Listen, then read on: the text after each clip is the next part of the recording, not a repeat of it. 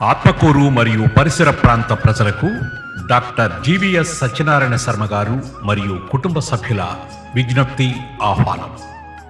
శంకర నేత్రాలయ వారి ఆధ్వర్యంలో ఆత్మకూరులో doctor Satyanarayana hospital Gandhi park దగ్గర మార్చి 21వ తేదీ నుండి 10 రోజుల పాటు ఉచిత కంటి వైద్య శిబిరం నిర్వహించనున్నారు.